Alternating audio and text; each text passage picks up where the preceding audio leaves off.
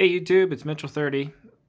Coming back at it today with another military surplus rifle that I recently acquired and I'm pretty excited about. Um, so a couple weeks ago, there was a military collector's gun show that had all kinds of cool stuff there. And I was walking around, I had a particular type of rifle in mind, the one you see in front of you, and I was looking for them. And there was a table that had one for a really good price, so I went ahead and picked it up. So it's the rifle that you see in front of you here is a Swedish Mauser. This one is actually a Swedish Mauser 9638. So it's a Gavar M96 38. And the Swedish Mausers, the ones that was before this was the 1896 rifle, which has a longer barrel, about a 6-inch longer barrel.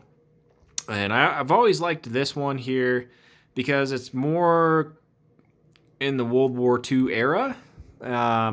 So if you don't know much about Swedish Mausers, they're a cock-on-close Mauser that is chambered in 6.5 by 55, which is a really good cartridge. If you've never shot that cartridge before, it's really, really nice. It's a soft shooting round that has quite a bit of power behind it, and it's a very accurate round. And the Swedes really did do a really good job at making Mausers. And there's people out there that say these are the best Mausers you can get, and I don't know. That's a tough debate. I'm not going to say it's the best Mauser you can get, but I can definitely tell you it's definitely top of the list Mauser. So I want to talk a little bit about the Swedish Mauser, particularly the M96 38, a little bit about the history and kind of how these rifles were developed. So there was roughly about 30,000 M96 rifles that were rebarreled at the Carl Gustaf factory between 1938, and they were rebarreled with a 24.5-inch barrel to make the rifle handier for the foot soldier. And that was kind of a common thing. Well, not, I guess, yeah, it was the common practice during that time period. Like, you look at the German K98K, and all the other countries, they were basically shortening those World War I pattern rifles because they were easier to maneuver. They were more handy for the average soldier. So they're really neat little setup. So they rebarreled some of them, but they also cut down the barrel. So they cut down about 6 inches off the barrel from the M96 to make the M96 38. And the shorter barrel and the adoption of the new, basically what they call the M94 41 cartridge, which was a 139 grain Spitzer bullet, required that the rifle be equipped with a new rear sight. Because the caliber they used before that, it was still 6.5, but it was a round nose bullet. So the trajectory and the ballistics of it were different. And they made they made some new rear sights for the 9638, but it proved more economical to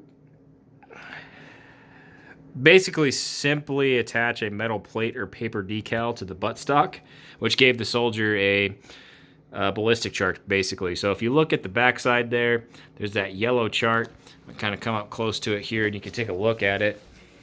This one's kind of worn away because it's quite a bit old, but it would tell you, if you were shooting at 250 meters, put your sights at 300 meters, stuff like that. And then the disc you see right here, that basically tells you bore condition and the diameter of the bore, and then if it was for the Spitzer bullet. I'm not going to get into that too much right now. There's plenty of videos on YouTube that'll tell you about that stuff.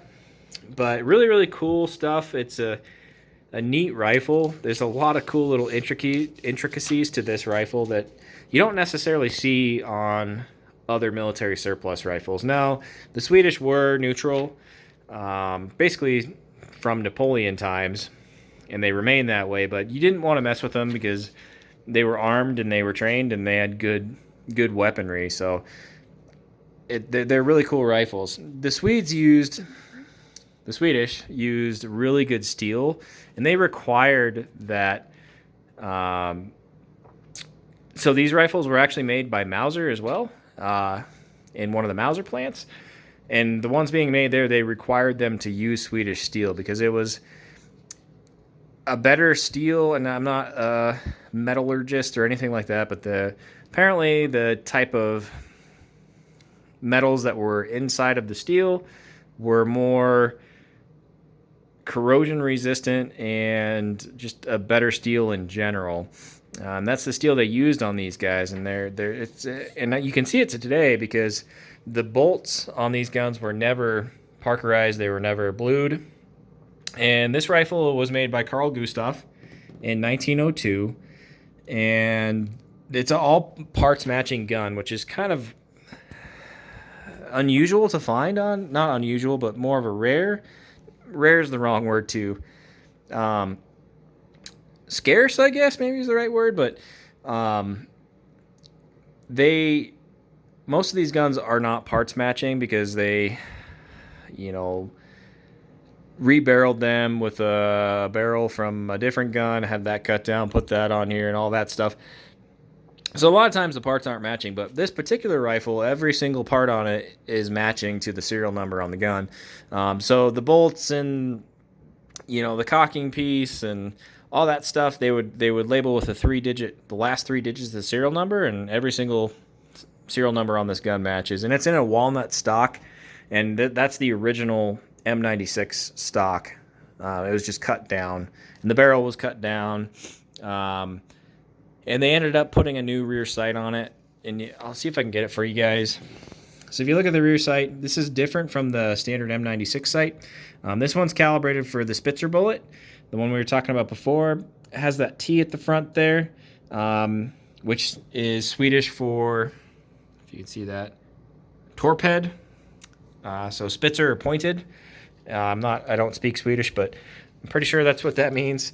So that's pretty cool. And that sight is matching to this gun. So obviously that was redone probably at the Husqvarna plant because the crowns on this are not 90 degrees. They're a little bit offset, which means that sight was made at the Husqvarna plant. But probably got some of those, and Carl Gustav put those on here in that factory.